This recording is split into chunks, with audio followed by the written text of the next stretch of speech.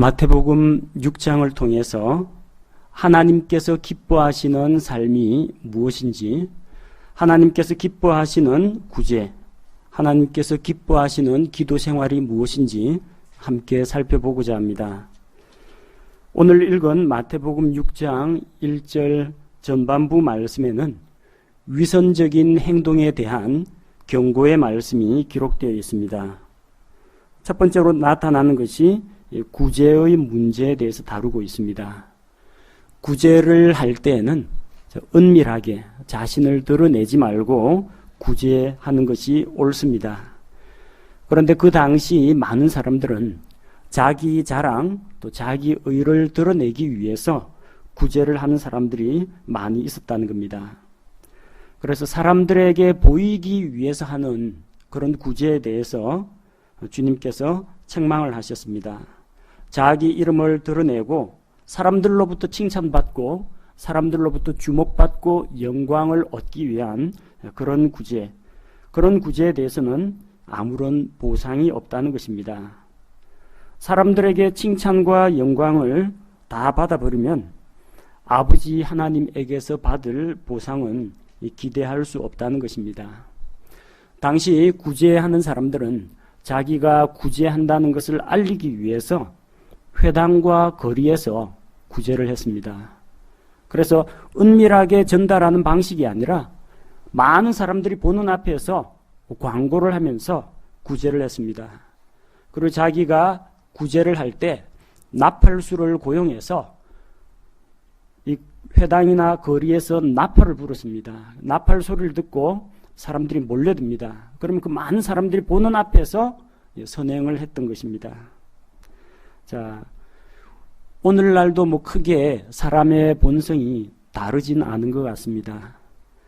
재난이라든지 이런 것이 있을 때마다 우리가 성금을 모금을 합니다. 은밀히 내는 그런 작은 손길들도 많이 있습니다. 그런데 조금 규모가 큰 구제 금액에 대해서는 매스컴에서 다 보도를 해줍니다. 어느 장관이 시의원이 얼마를 냈다. 어느 중소기업체 사장이 얼마를 냈다. 어느 큰 대형교회에서 성도 일동이 얼마를 냈다. 꼭 이런 식으로 광고를 해줍니다. 바로 그런 식으로 사람들에게 자기가 누구를 대상으로 얼마를 구제했다. 그런 것들을 드러내는 것이 바로 위선적인 행동이라는 겁니다. 하나님께서 기뻐하지 않으시고 사람들에게서 만족을 얻기 위한 그런 구제라는 것입니다. 이런 식으로 위선적인 방법으로 구제를 하지 말라고 주님께서 경고하셨습니다. 누구에게 하시는 말씀입니까? 이 말씀은 1차적인 수신자가 그 당시 유대인들 또 하늘의 왕국에 들어갈 그 왕국 백성들을 대상으로 하시는 말씀입니다. 너희는 세상에 속한 자가 아니라 하늘의 왕국에 속한 백성이 되려면 왕국에 속하지 않은 다른 사람들이나 이교도들이 하는 그런 방식으로 행하지 말라는 것입니다. 만약에 이걸 우리 신약교회에 적용한다면은 누군가를 도울 일이 있다면 교회를 통해서 연보, 구제 헌금을 드리는 것이 좋습니다. 물론 은밀하게 개인적으로 전달할 수도 있습니다. 근데 개인 대 개인으로 전달하면은 누가 어떤 경로를 통해서 자기에게 줬는지 알게 됩니다. 또 궁금하기도 하고요. 그리고 만약에 자기가 어떤 형제나 어떤 자매로부터 도움을 받았다. 그런 걸 생각할 때 왠지 좀 고맙다는 생각도 들고 한편으로는 조금 미안하다는 생각도 들고 또 어떤 때는 조금 부끄럽다라는 생각이 들 수도 있습니다. 그래서 자기에게 도움을 준 그 사람에게 신세를 졌다는 그런 생각이 들고 앞으로 그 형제가 잘못을 저지르더라도 뭔가 강하게 도전하고 책망하기가 어렵게 됩니다. 반면에 자기가 누군가를 도와줬는데 그 사람이 그 사실을 알고 있다라고 하면은 도와준 사람도 그렇게 마음이 편하지는 않습니다. 적어도 이런 누가 누구에게 도움을 주고 누구는 도움을 받는 그런 관계가 형성되면은 이전처럼 스스럼 없고 자연스러운 관계가 형성되기는 좀 힘듭니다. 그렇기 때문에 만약에 정 누구를 도와야 되겠다 그러면은 대상자를 지정해서 목적 헌금을 드리시면 됩니다. 그래서 어느 형제에게 전달해 주십시오. 자기 이름은 밝히지 말고 또 어느 형제에게 전달해 주십시오. 자매에게 전달해 주십시오. 이런 식으로 봉투에 써가지고 헌금함에 넣으시면은 교회 예산으로 잡지 않고 직접 전달해 드리고 있습니다. 또 마찬가지입니다. 교회에서 우리 1년에 한두 차례 구제 헌금을 모으는 그런 기회가 있습니다. 사랑의 헌금, 구제 헌금 모으는 기회가 있는데 일단 그 명목으로 헌금을 모으지만 집행할 때에는 누구에게 얼마를 줬는지 알려주질 않습니다. 심지어 몇 가정에게 줬는지도 말하지 않습니다. 그러나 총액은 보고를 합니다. 재정을 투명하게 공개해야 되기 때문에 얼마가 모금이 되었습니다까지는 이야기를 합니다. 근데 몇 가정에게 줬다고 하면 1인당 한 가정당 얼마씩 깎겠구나 또 계산하는 사람이 있습니다. 또 누구는 줬다 누구는 안 줬다 이게 말이 퍼지면은 우리는 저 사람보다 더 어려운데 왜 우리는 안 주고 또 저 사람을 줬느냐 원망이나 불평이 생길 수가 있습니다. 또 받았다는 사람도 다른 성도들 보기에 성도들로부터 신세를 졌다라는 것 때문에 받고도 조금 마음이 편안하지가 않습니다.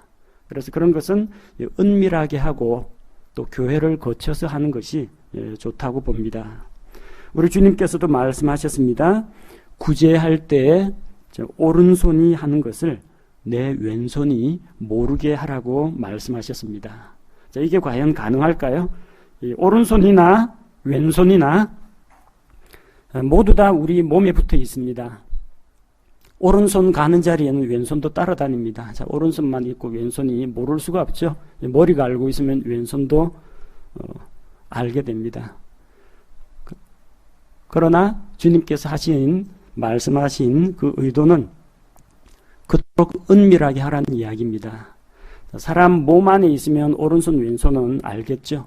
그러나 그리스도 안에 있는 지체, 어떤 형제는 손의 역할을 하고 어떤 형제는 다리의 역할을 합니다.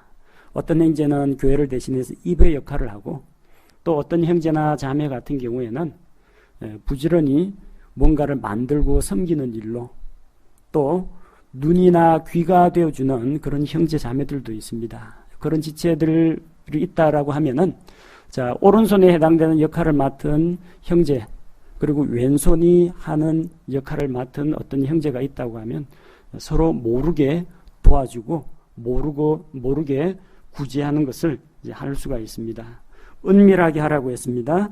은밀하게 하면은 은밀한 가운데 하나님께서는 보고 계십니다. 사람들은 안 알아줍니다. 사람들은 모릅니다.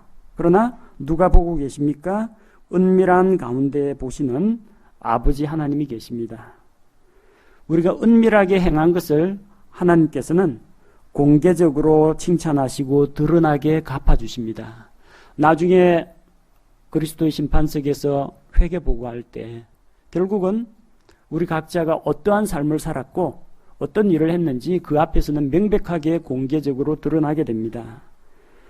자, 하나님께서 언젠가 우리에게 갚아주신다라는 그런 기대, 그런 하나님의 보상을 기대한다면 이 세상에서 다소 오해를 받거나 조금 따돌림을 받거나 불편한 일이 있더라도 견딜 수가 있습니다. 사람들의 평판에 너무 민감할 필요가 없습니다. 하나님께서 알아주시면 됩니다. 이것은 또 특별히 구제뿐만이 아니라 기도 생활에도 똑같이 적용이 됩니다. 자, 기도할 때 위선자들이 기도하는 방식이 있습니다. 그들은 사람들에게 보이려고 기도를 합니다. 그래서 회당이나 거리에서 손을 높이 들고 자기 기도하는 모습을 보여줍니다. 자, 그렇게 사람들에게 보이려고 기도할 필요가 없다는 겁니다. 기도는 하나님께 하는 것이지 사람들에게 과시하거나 사람들에게 자기가 기도 생활이 아주 깊고 신실한 사람이다. 그런 걸 알리기 위해서 하는 기도는 위선적인 기도, 가식적인 기도라는 겁니다. 따라서 기도가 필요하면 개인적으로 기도하시면 됩니다. 반드시 예배당이나 기도원을 찾지 않아도 됩니다. 물론 방해받지 않고 외부와의 연락을 좀 끊고 깊이 있게 기도하고 싶다. 그러면 예배당이라든지 기도원을 찾으셔도 괜찮습니다. 그러나 우리 일상생활 가운데에서도 얼마든지 하나님과 나만의 그 은밀한 공간을 만들 수 있다는 겁니다. 사람들 눈에 띄도록 그렇게 사람들에게 눈도장을 받기 위해서 기도할 필요가 없다는 것입니다. 또 사람들에게 보이기 위해서 말을 길게 하고 일부러 오래 기도하고 그럴 필요도 없습니다. 예배당에 와서 성도들이 모여가지고 기도를 하는데 참 기도를 오래 하는 분도 있고 짧게 하는 분도 있습니다. 그건 개인의 기도하는 스타일 문제고 얼마나 기도할 거리가 많으냐, 기도 제목이 많으냐 거기에 따라 달라질 수 있는 문제입니다. 기도 시간이 길다라고 해서 그 사람이 기도 생활에 충실한 사람이라고 반드시 그렇다고 말하기는 어렵다는 겁니다. 그리고 또 눈치 볼 필요도 없습니다. 다 같이 모여가지고 기도하는 시간을 갖다 보면요, 다른 사람은 아직까지 눈 뜨고 자리에서 안 일어났는데 자기가 먼저 자리에 일어나기가 조금 부담스러워지는 그런 경우가 더러 있습니다. 저는 그런 거 개의치 않습니다. 다른 분들이 기도하고 있을지라도 제 할 기도가 끝나면은 그냥 일어서고 그러는데 남들과 자기 기도 생활을 비교할 필요가 없습니다. 그건 그 사람과 하나님과 관계 문제고 내 기도 생활은 하나님과 나와의 관계 문제입니다. 절실하고 하나님께 아뢰할 사연이 많으면 길어질 수도 있습니다. 또 간략하게 자기의 필요를 간단하게 말하는 스타일이면 기도 시간이 짧을 수도 있습니다. 자, 그러므로 그런 것에 너무 민감할 필요도 없고 신경 쓸 필요도 없고 다른 사람이 2시간 동안 기도했다. 그런 걸 가지고 동경할 필요도 없다는 것입니다. 자, 6절 말씀을 보니까 기도할 때 내 골방으로 들어가서 문을 닫고 은밀한 가운데 계신 내 아버지께 기도하라고 했습니다. 자, 여기서 중요한 거는 얼마나 많은 사람이 내 기도 생활을 알아주느냐가 중요한 것이 아니고 내가 몇 분 혹은 몇 시간 기도했느냐 하는 것이 중요한 것이 아닙니다. 누가 중요합니까? 우리 기도를 들으시는 아버지가 중요하다는 겁니다. 우리가 회당이나 거리나 학교나 직장이나 가정이나 교회 어디에 있든지 혹은 나만의 은밀한 사적인 공간에 있을지라도 하나님께서 지켜보고 계시다는 겁니다. 은밀한 중에 보십니다. 그 아버지께 기도하라고 했습니다. 또한 하나님께서 이렇게 할 때 은밀한 가운데 하나님께 기도할 때 드러나게 갚아주신다고 했습니다. 우리가 비록 골방에서 기도를 할지라도 듣는 사람 없습니다. 보는 사람, 알아주는 사람이 없습니다. 그러나 하나님께서 알아주십니다. 기도 응답은 하나님께서 드러나게 공개적으로 주신다는 겁니다. 그러나 다른 사람들에게 보이기 위해서 하는 기도, 그건 하나님께 하는 기도가 아니라 정확히 이야기하자면 사람들 보라고 하는 전시성 행사성 기도입니다. 사람들에게 하는 기도인데 하나님께서 응답하실 이유가 없죠. 응답받기를 원한다면 은밀한 가운데 보고 계신 하나님께 기도하시기 바랍니다. 기도의 응답은 공개적으로 찾아옵니다. 다음 7절과 8절에서 헛된 반복의 말을 많이 하지 말라고 했습니다. 7절에 이교도들의 기도의 특징이 나옵니다. 이교도들은 헛된 반복의 말을 많이 사용합니다. 기도할 때 말을 많이 해야 된다라고 생각한다는 겁니다. 그리고 또 기도는 오래 해야만 하나님이 감동하신다는 거죠. 동양적인 이 무속신앙하고 결합되어 있어서 그렇습니다. 지성이면 감천이다. 그래서 어떻게 해서든지 우리의 간절한 기도, 눈물, 오래 하는 기도, 새벽에 하는 기도, 밤을 새우는 기도, 밥을 굶어가면서 하는 기도, 이런 걸 가지고 하나님을 감동시키려고 하는 겁니다. 그러나 우리 하나님은 우리가 행하는 그런 행동들에 의해서 감동 먹지 않습니다. 하나님을 감동시킬 수 있는 것은 십자가에서 흘리신 예수 그리스도의 피 이외에는 없습니다. 따라서 우리가 예수 그리스도의 피를 의지해서 아버지 하나님 앞에 나아가서 기도하면 그것으로 족하다는 것입니다. 우리 자신의 조리 있는 말, 미사여구를 사용한 멋진 기도, 이것이 하나님께 감동을 주는 것이 아닙니다. 그런 것들은 이교도들이 취하는 방식입니다. 자, 7절에서 그들은 자기들이 말을 많이 하여야 아버지께서 들으실 줄로 생각하느니라 했는데, 아버지께서가 이탈릭으로 되어 있죠. 한글로 이탈릭으로 되어 있다는 것은 영어 킹제임스 성경에 이 단어가 없다는 겁니다. 사실 이게 없는 게 맞습니다. 그런데 번역자가 이 수동태가 우리 문장에 수동태로 말하는 것이 문장이 자연스럽지 못하기 때문에 능동태로 문장을 바꾸는 바람에 어쩔 수 없이 주어를 넣다 보니까 아버지께서라는 것을 넣었는데 실은 주어를 빼는 것이 옳습니다. 왜냐하면 여기 본문에서 이야기하는 그들은 자기들이 말을 많이 하여야, 말 많이 한 사람이 누구예요? 왕국 백성 아닙니다. 이교도들이 헛된 반복의 말을 많이 한다는 겁니다. 그러니까 자기들은 누구냐면 이교도들입니다. 이교도들은 하나님께 기도 안 합니다. 이방신들에게 기도합니다. 이교도들의 기도는 하나님께서 듣지 않으십니다. 이교도들은 하나님을 아버지라고 부르지도 않습니다. 따라서 이거는 그냥 수동태 그대로 그들은 자기들이 말을 많이 하여야 들을 줄로 생각하느니라, 응답받을 줄로 생각하느니라, 이런 식으로 읽으시면 되겠습니다. 실제로 이교도들은 기도할 때 말을 많이 합니다. 구약 성경에 그런 예가 나오죠. 열왕기상 18장 26절에 보면 갈멜산에서 대언자 엘리야와 이 바알 숭배자, 그리고 작은 숲을 섬기는 이런 대언자들 함께 대결을 했습니다. 그들이 행한 바가 무엇입니까? 아침부터 정오까지 계속해서 되뇌이는 말이 오 바알이여 우리 말을 들으소서, 오 바알이여 우리 말을 들으소서, 해질 때까지 했습니다. 나중에 안 되니까 자기 몸에 상처를 내가면서 길길이 뛰고 그러면서 자기 신의 이름을 부르는 겁니다. 기도 내용이 다른 게 없어요. 오 바알이여 우리 말을 들으소서, 이것만 하루 종일 외우고 있는 겁니다. 마치 무슨 주문이나 진언을 외우는 것처럼 이 교도들은 이런 방식으로 기도한다는 겁니다.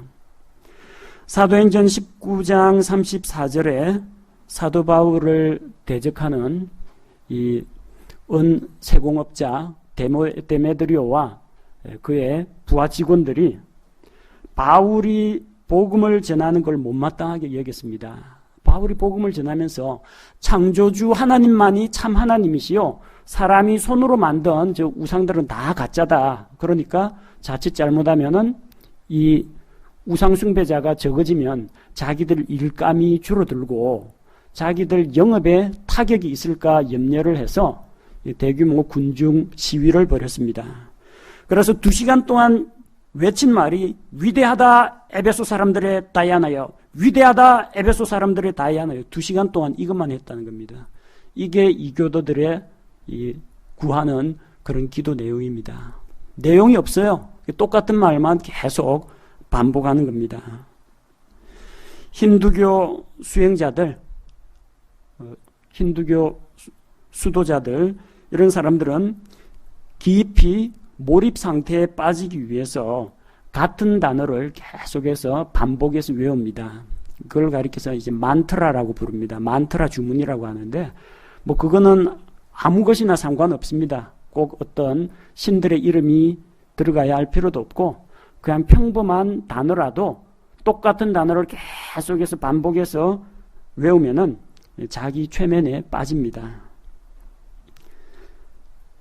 이 현상이 그대로 지금 기독교계에도 퍼지고 있습니다.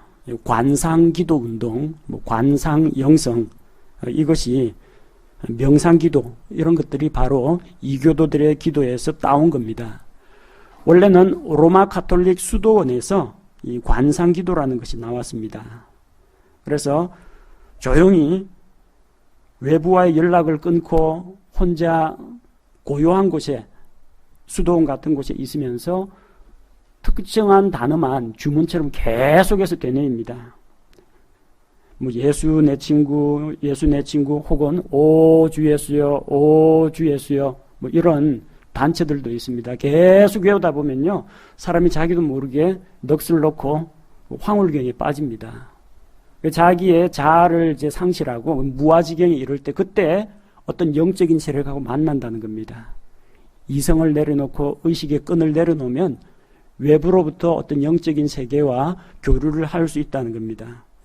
그러나 하나님께서는 우리가 기도할 때 그렇게 넋놓고 정신없이 이성을 잃은 상태에서 기도하라고 하지 않으셨습니다.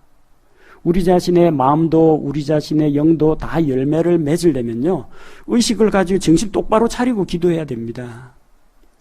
넋놓고 기도하면 누가 만나주겠습니까? 우리 마음의 빈틈을 헤집고 들어오기를 원하는 악한 영적인 세력에 의해서 우리가 영향을 받을 수가 있습니다. 그래서 이런 것들은 깊이 해야 됩니다. 찬양 집회 같은 데 가보면요, CCM 같은 거 부르면서 마지막 후렴구를 계속 반복을 기타 치면서 계속 반복하게 합니다. 귀찮을 정도로 계속해서 반복하고 인도자가 그렇게 만들어요. 계속 하다 보면요, 자기도 모르게 거의 최면 상태에 빠집니다. 그렇게 해서 몰입에 빠지도록 하는 이런 방식은 어디에서 나온 겁니까? 자, 헛된 반복의 말을 계속 반복해서 함으로써 이교도들이 신이라고 믿고 있는 악한 영적 세력과 교류하기 위해서 나온 겁니다. 그래서 이교도들이 하는 헛된 반복의 말, 그런 걸 하지 말라는 겁니다. 우리의 기도는 간결하게 우리의 마음을 아시는 주님께 솔직하게 간결하게 기도해도 얼마든지 하나님께서 알아들으시고 우리에게 필요한 것들을 채워주십니다. 아버지께서는 우리가 구하기 전에 필요한 것들을 알고 계십니다. 하나님은 전지하신 하나님, 모든 것을 아시는 하나님이기 때문에 그렇습니다. 그래서 때로는 우리가 필요하다고 생각하고 기도했는데 하나님의 뜻에 맞지 않거나 또 그게 우리에게 적합하지 않을 때는 안 주시기도 합니다. 또 어떤 때는 우리가 미처 구하지 못했는데, 생각지도 못했는데 하나님께서 얹어주시는 그런 경우도 있습니다. 이걸 보면 알 수 있는 것이, 기도라는 것은 우리가 요구하는 대로 이루어지는 쇼핑 목록이 아니라는 겁니다. 하나님 앞에서 쇼핑 목록, 어린애들 많이 그러죠? 이번에 생일 선물 뭐 사주세요? 1번, 2번, 3번 쫙 적어놓고 청구서 내밀면 부모님 보고 사달라는 거. 이런 방식이 기도가 아니라는 겁니다. 하나님이 우리의 종이 아닙니다. 우리가 하나님의 백성이고 하나님의 종입니다. 하나님을 문지르면 나타나서 소원을 들어주는 알라딘의 마술 램프에 나오는 램프의 요정 지니로 생각하면 안 됩니다. 내가 원하는 거 소원 목록 해놓고 하나님 보고 일시키는 것이 기도가 아닙니다. 기도는 하나님의 뜻을 분별하고 내가 하나님께서 원하시는 바를 할 수 있도록 구하는 것입니다. 마태복음 6장 33절에 하나님의 왕국과 그분의 의를 구하라고 했습니다. 그렇게 구하는 겁니다. 하나님의 뜻대로 기도하라고 했습니다. 또 정욕으로 쓰려고 잘못 구하면 안 된다고 했습니다. 내 이름으로 구하라고 하셨습니다. 예수님의 이름으로 구하면서 예수님의 이름에 걸맞지 않은 건 구할 수가 없겠죠. 자기 소원을 이야기하는 것이 기도가 아니라 하나님의 뜻을 이루기 위해서 자기가 어떤 영역에서 순종해야 될지, 또 하나님의 뜻을 이루기 위해서 어떠한 필요들이 있는지 그런 것들을 주님 앞에 나와서 구하는 것입니다. 본문 말씀에 구하기 전에 하나님께서 우리의 필요를 아신다, 이 말씀을 읽고 다 알고 계시면 기도할 필요가 없지 않느냐, 그렇게 생각하는 분도 있습니다.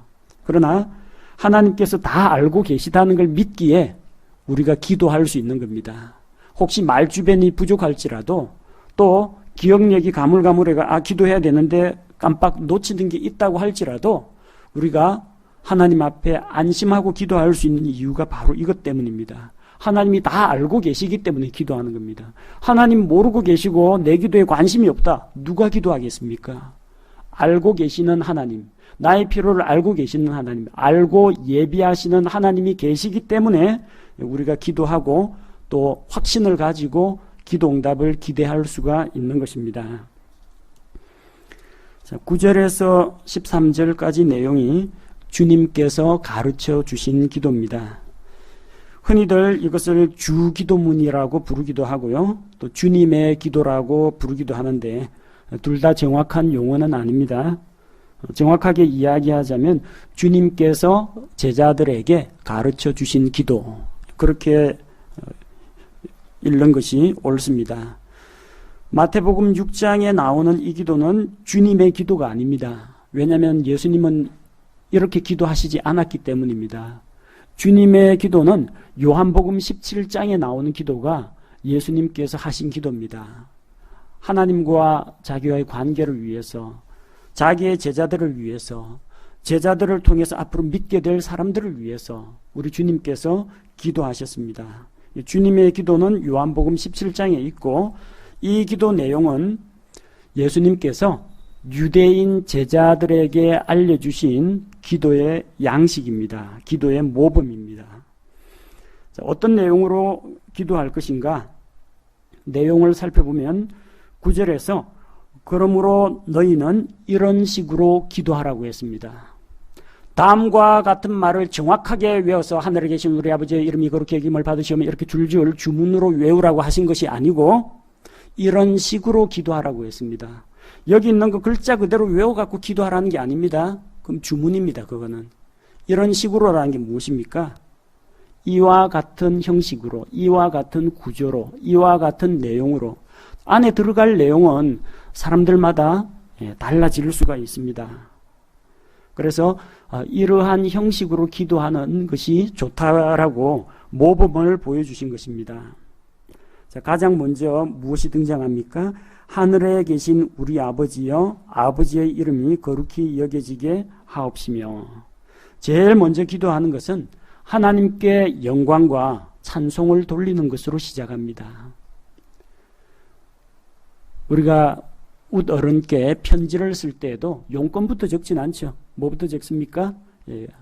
그동안도 평안하신지요? 안부 인사라든지 아니면 이 실록의 계절에 계절별 인사를 하고 먼저 예의를 갖춥니다.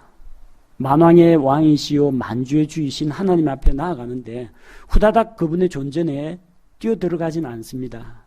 먼저 하나님께 감사와 찬양으로 영광을 돌리며 나아가야 합니다.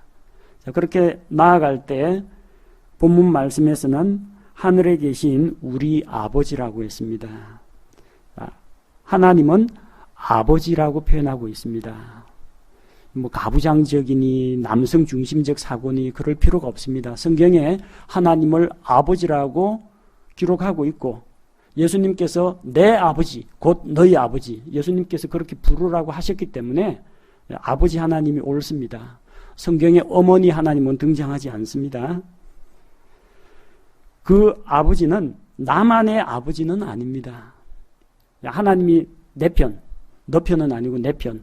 하나님을 자기 편으로 여기고 하나님을 자기에게 유리한 쪽으로 끌어당기려고 해서는 안 됩니다. 우리가 하나님 편으로 가야지 하나님은 내 편 해가지고 나의 개인의 소유나 개인적인 하나님으로 만들면 안 됩니다. 하나님은 우리의 아버지입니다. 우리 아버지. 우리라는 게 누굽니까? 하나님의 자녀된 자, 그분의 백성된 자들을 이야기합니다. 그래서 그 아버지 앞에 영광과 찬송을 돌리면서 기도가 시작이 됩니다.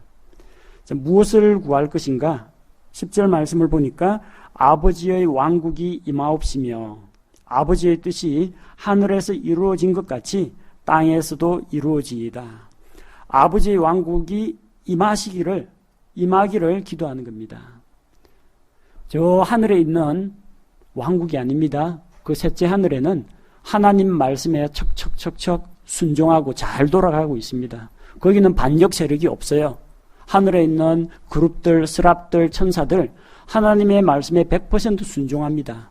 하나님의 통치가 잘 이루어지고 있습니다. 그래서 그 안에서 저 셋째 하늘에서 아무런 반란이 없기를 하나님 거기에서 골치 썩지 마시고 행복하시기를 그거 기도하는 게 아니고요. 그 하나님의 뜻이 100% 그대로 이루어지는 그 통치가 이 땅에 임하기를 기도하라는 겁니다. 하늘의 통치가 땅에 그대로 이루어지는 세계, 이걸 하늘의 왕국이라고 부릅니다. 아버지의 뜻이 하늘에서 이루어진 것 같이 하늘에서 얼마나 잘 이루어집니까? 100% 이루어집니다. 그것처럼 이 땅에도 이루어지게 하옵소서. 바꾸어 말하자면 하늘의 왕국이, 메시아 왕국이, 그리스도의 왕국이 이 땅에 임하기를 기도하라는 것입니다. 자, 11절에 이날 우리에게 우리의 일용할 빵을 주옵시고, 일용할 빵을 주옵시고, 이런 내용으로 기도하라고 했습니다. 여러분 기도할 때마다 오늘도 우리에게 빵 주십시오 그렇게 기도하실 필요 없습니다. 이 중에 빵 안 좋아하시는 분, 쌀이 필요하고 밥이 필요한 분이 있으면 밥을 위해서 기도하시면 됩니다. 글자 그대로 빵 달라고 기도하실 필요가 없다는 겁니다. 이 당시에는 유대인들의 기본적인 필요 중에 하나가 날마다 먹을 수 있는 빵이었습니다. 로마의 압제하에서 시달리는 가운데에서 가난한 사람들은 제대로 먹지를 못했습니다. 오죽하면 예수님께서 보리빵 5개와 물고기 2마리로 기적을 베푸시니까 유대인들이 이분만 모시면 우리가 굶어 죽을 염려는 없겠다. 우리 왕으로 추대하자. 그렇게 몰려다녔습니다. 예수님의 표적을 보았으면 예수님이 메시아구나 이걸 깨달아야 되는데 빵을 먹고 배가 부르니까 또 뭔가 생기는 게 없나 싶어가지고 예수님 따라올 정도입니다. 요즘은 교회 오면 빵 준다 사탕 준다 해도 애들도 잘 안 옵니다. 다 먹고 살기가 웬만큼 되기 때문에. 그러나 이 당시 사람들은 날마다 빵을 먹어야 이 생명을 유지시킬 수가 있습니다. 건강하게 살아갈 수가 있습니다. 일상적인 필요를 위해서 기도하는 겁니다. 하늘의 왕국을 갈망하면서 기다리는 그런 유대인들은 빵을 위한 기도를 한다는 겁니다. 그 당시 유대인들 마찬가지고요. 유대인들이 이 하늘의 왕국을 거절했습니다. 왕과 왕국을 거절하고 그 왕국은 지금 연기된 상태입니다. 취소된 건 아닙니다. 언젠가 이루어집니다. 예수님 다시 지상에 다시 오실 때 그때 천년왕국이 이루어집니다. 자, 그 천년왕국 들어가기 위해서 환란기 유대인들은 이 기도를 해야 됩니다. 왜냐? 적그리스도가 경제활동을 다 통제합니다. 짐승의 표가 없으면은 음식을 살 수도 없고 필요한 물자를 조달할 수가 없어요. 적그리스도에게 경배하면은 그걸로 끝입니다. 영원한 불호수의 심판을 받아야 됩니다. 먹을 것이 부족합니다. 하늘에서 별이 떨어지고 또 물이 쓰게 되어가지고 피로 되고 피가 되고 물을 마실 수가 없게 되고 그리고 태양빛이 강렬해서 사람을 태울 정도가 되고 큰 흉년이 됩니다. 검은 말을 탄 자가 나타남과 함께 흉년이 됩니다. 기근이 됩니다. 식량이 부족하겠죠. 그나마 적그리스도에게 아부해갖고 줄 잘 쓴 사람은 혹시 얻을 수 있을지 모르지만 믿음 지키겠다고 하는 환란기 성도들한테는 절실한 필요가 일단 먹고 살아야죠. 참고 견디고 살아남아야 몸을 입고 천년왕국 들어가서 땅의 복을 누리지 않습니까? 지상왕국의 복을 누리지 않습니까? 그러니까 꼭 빵을 위해서 기도해야 됩니다. 우리에게도 적용됩니다. 우리는 우리의 일상적인 필요들, 우리의 건강과 생활을 위해서 필요한 것들을 기도할 수가 있습니다. 그 당시 사람들은 진짜로 일용할 빵을 위해서 기도해야 됐습니다. 환란기 성도들은 정말로 절실하게 빵을 위해서 기도하게 될 것입니다. 우리는 이것을 우리 신약교회 성도들은 우리의 영적인 기도 생활에 적용시켜서 영적이고 어떤 추상적인 것만 구할 게 아니라 건강을 위해서, 음식을 위해서, 돈을 위해서, 직장을 위해서, 학업을 위해서 우리의 일상적인 필요도 하나님 앞에 갖고 나아올 수 있다는 것을 배울 수가 있습니다. 12절에 우리에게 빚진 자들을 용서한 것 같이 우리의 빚을 용서하옵시며. 개역성경에는 이 부분이 빚이라고 되어 있지 않고 죄라고 번역이 되어 있습니다. 그래서 우리가 우리에게 죄 지은 자를 사하여 준 것 같이. 그러나 성경에는 사람에게는 죄를 사하는 권세가 없다고 했습니다. 바리새인들조차도 그렇게 이야기했습니다. 이 사람이 참람하다, 신성모독이다. 이 사람이 어떻게 사람의 죄를 사하는가? 하나님 외에는 누가 죄를 용서하겠는가? 하나님만이 죄를 용서하실 수가 있습니다. 그래서 우리가 다른 사람의 죄 사하는 그런 일은 할 수가 없습니다. 로마 가톨릭 사제들이 너의 죄를 사하노라 이런다고 해서 죄 사함을 받는 게 아닙니다. 하나님만이 죄를 용서하실 수가 있고 우리는 우리에게 빚진 자들을 용서해 주는 것이 필요하다는 겁니다. 서로 베풀고 도와주기 위해서 빚을 탕감해 줘야 됩니다. 그러면 하나님께서도 우리에게 탕감해 주신다고 했습니다. 환란기 유대인들은 아마 이 부분이 제일 절실할 겁니다. 물자가 통제됐어요. 어떤 사람은 빵을 많이 가지고 있고 어떤 사람은 옷을 가지고 있고 어떤 사람은 신발을 가지고 있습니다. 결국은 물물 교환하고 있는 거 가지고 자급자족을 하고 교환해서 쓸 수밖에 없다는 겁니다. 그런데 너 지난번에 나한테 옷 빌려갔지 그거 갚으라고 멱살 잡고 이러면요 둘 다 살아남지 못합니다. 그땐 서로 베풀고 서로 빚진 거 있으면 서로 탕감을 해줘야 됩니다. 돌려받을 거 생각하지 말고 나눠줘야 됩니다. 환란기 유대인들한테는 정말 이 부분이 또 절실한 기도 중에 하나입니다. 우리가 서로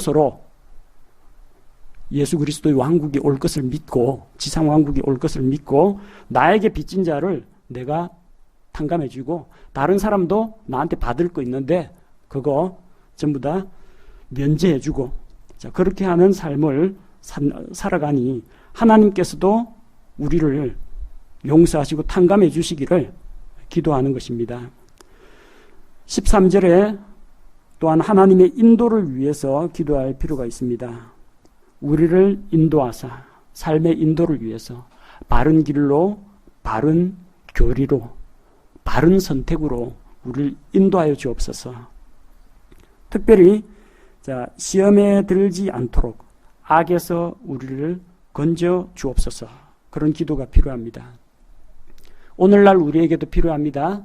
죄에 빠지지 않도록 내가 자주 당하는 유혹이나 자주 넘어지는 영역이 있으면 하나님께서 나를 죄로부터 지켜주시도록 유혹을 이길 수 있도록 하나님께 기도를 해야 됩니다. 특별히 환란기 유대인들, 왕국을 기다리는 환란기 유대인들은 이 기도를 절실하게 하게 될 겁니다. 몸이 살고자 하면은 적그리스도에게 경배하고 짐승의 표를 받으면 됩니다. 식량 배급도 나옵니다. 적그리스도의 군대에도 가담할 수가 있고 생활의 안전 보장을 받습니다. 자, 그런데 선택을 해야 됩니다. 예수 그리스도를 왕으로 섬길 거냐, 적그리스도를 왕으로 섬길 것이냐. 환란기에는 자기의 믿음이 행위를 통해서 입증이 돼야 됩니다. 관념적인 믿음이 아닙니다. 예수님이면 예수님, 적그리스도는 적그리스도, 둘 중에 하나를 선택해야 됩니다. 이 육신이 연약하고 그러다 보면 유혹에 넘어가 버릴 수가 있습니다. 자기를 위해서, 가족을 위해서, 물자 공급을 받기 위해서, 이 속이는 자에 의해서 시험에 빠져가지고 악에게 굴복하고 넘어갈 염려가 있다는 겁니다. 그래서 그런 일이 일어나지 않도록 유혹과 핍박을 이기고 승리할 수 있도록 도우심을 구하는 그런 기도를 드려야 합니다. 그리고 왕국과 권능과 영광이 영원토록 아버지의 것이옵나이다. 아멘. 마지막 기도 역시 하나님의 왕국의 권능과 영광에 대한 찬양으로 기도가 끝맺고 있습니다. 그 당시 유대인들을 압제하던 로마 제국도 망합니다. 또 장차 환란기 때에 7년 동안 권세를 떨칠 적그리스도의 왕국도 결국은 망합니다. 그거 다 망하는 거예요. 우리는 메시아 왕국, 영원히 흔들리지 않는 왕국을 기다려야 합니다. 이 당시 유대인들은 그래서 그 왕국을 바라보면서 하늘의 왕국을 바라는 백성들은 아버지의 왕국이 임하기를 기도하면서 또한 왕국과 권능과 영광은 아버지 하나님께 속해 있다라는 그런 고백으로 기도를 맺도록 가르치셨습니다. 환란기 유대인 역시 전 세계의 권세를 제 아무리 적그리스도가 쥐고 있다고 할지라도 예수 그리스도께서 오셔서 적그리스도의 왕국을 무너뜨리시고 천년왕국을 세우신다. 이런 믿음의 고백을 가지고 기도를 하게 된다는 것입니다. 그래서 이 마태복음 6장에 나오는 주님께서 가르쳐 주신 기도는 유대인들을 대상으로 주님께서 가르쳐 주신 기도입니다.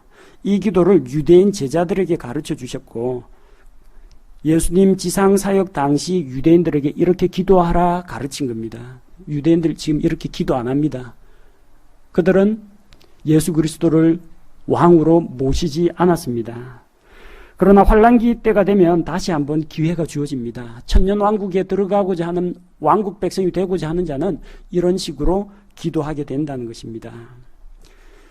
신약교회 성도와 주님께서 가르쳐 주신 기도는 어떤 관계가 있느냐? 우리는 그 하늘의 왕국을 기다리는 그런 백성들이 아니라 이미 하나님의 왕국에 들어가 있는 사람들입니다. 이미 하나님의 왕국에 예수님을 믿고 성령님으로 다시 태어나서 들어가 있습니다.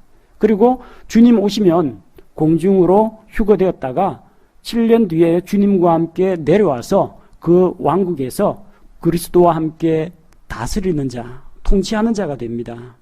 자, 그래서 이것은 신약 성도들을 위한 기도가 아닙니다. 신약 성도들은 이 기도를 주문처럼 딸딸 외울 것이 아니라 신약 성경에 나와 있는 서신서에 나와 있는 그런 내용으로 기도를 해야 됩니다.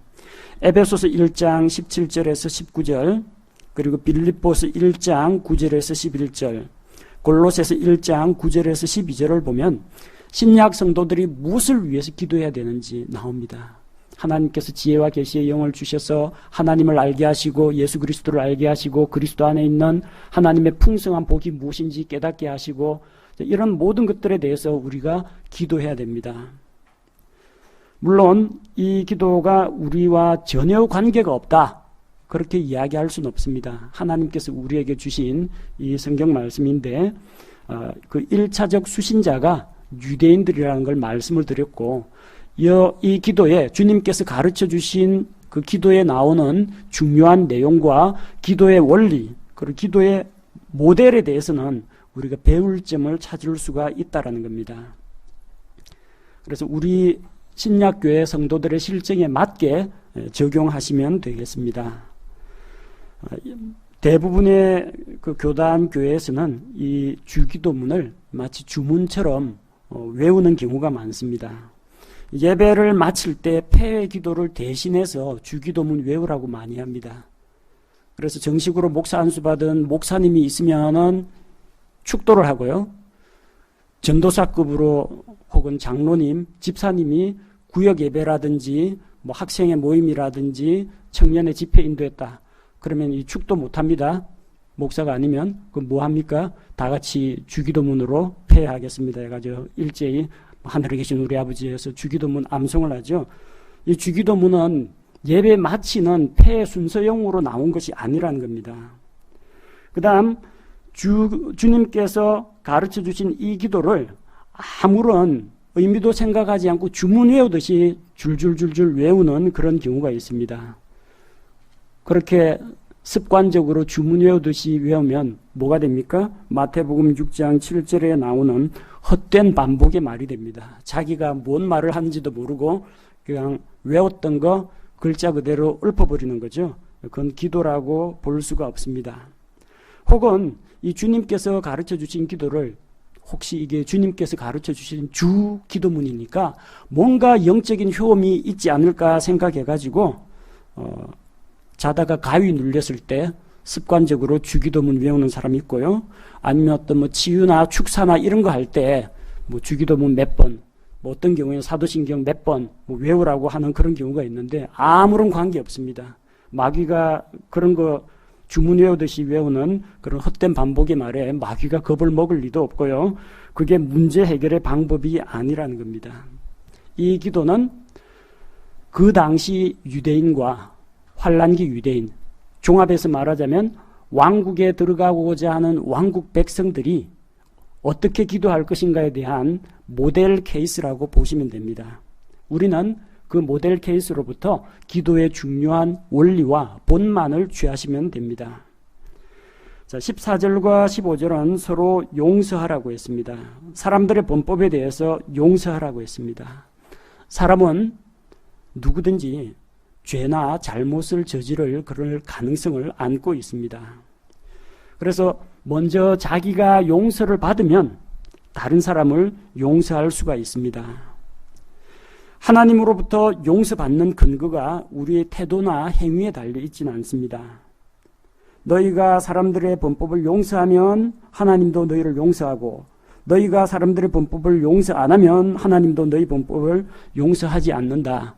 이걸 잘못 생각해가지고 구원받고 죄사함을 받으려면 다른 사람한테 온유한 마음을 품고 딴 사람 잘못을 용서해주는 이 호인이 되어야 되나 보다, 그렇게 생각하는 경우가 있습니다. 그러나 그런 어떤 우리의 도덕관념이라든지 선행을 통해서 구원을 받는 것은 아닙니다. 이 내용은 하늘의 왕국 백성이라면 어떤 사람이 됩니까? 믿고 구원받은 사람이 왕국 백성이 됩니다. 믿고 구원받을 때 하나님으로부터 다 탕감받고 용서받은 자들입니다. 그런 사람만이 다른 사람을 용서할 수 있다는 겁니다.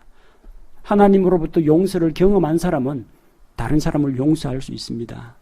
하나님의 이 왕국에서 그 왕국의 백성이 되고자 하는 자는 바로 다른 사람을 용서하는 자가 되어야 한다는 겁니다. 다른 사람을 용서하는 이 행위는 내가 이 행위를 함으로써 왕국에 들어간다, 그런 개념이 아니고요. 이것은 믿음의 행위입니다. 예수 그리스도를 왕으로 모시고 믿고 하나님께서 나의 죄를 용서하신다는 그 믿음이 있으면 남을 용서하는 믿음의 행위가 나오는 겁니다. 이런 행위를 통해서 구원을 받는 것이 아니라 믿음과 함께 수반되는 믿음의 행위가 있어야 함을 우리에게 보여주고 있습니다. 우리 신약교회 성도들은 용서받는 근거가 단 한 가지입니다. 피 흘림이 없으면 죄들의 사면이 없습니다. 예수 그리스도께서 십자가에서 흘리신 그 피의 근거에서 우리는 죄의 용서를 받습니다. 우리의 너그러운 마음이나 남을 용서하는 태도가 우리를 죄에서 구원하지 않습니다. 우리 신약교회 성도들에게 있어서는 예수 그리스도께서 나를 대신해서 십자가에서 모든 죄의 값을 다 지불하셨기 때문에 그분의 피에 근거하여 죄 용서를 받습니다. 지금 이 왕국 백성에 해당되는 내용은 무엇입니까? 예수 그리스도를 왕으로 믿는다면 그 믿음에 따른 믿음의 행위가 나와야 되는데 그것 중에 한 가지가 남을 용서하는 태도라는 것입니다. 말씀드렸지만 신약교회하고 왕국 백성은 다릅니다. 그 왕국의 도덕률이요, 그 왕국의 법이 산상설교에 드러나 있습니다. 자, 마태복음 6장 우리 1절에서 15절까지 말씀을 통해서 우리가 구제에 대해서, 기도에 대해서 살펴보았습니다. 우리 신앙생활의 동기는 하나님을 두려워하고 사람들을 사랑하는 마음이 동기가 되어서 모든 것을 행해야 됩니다.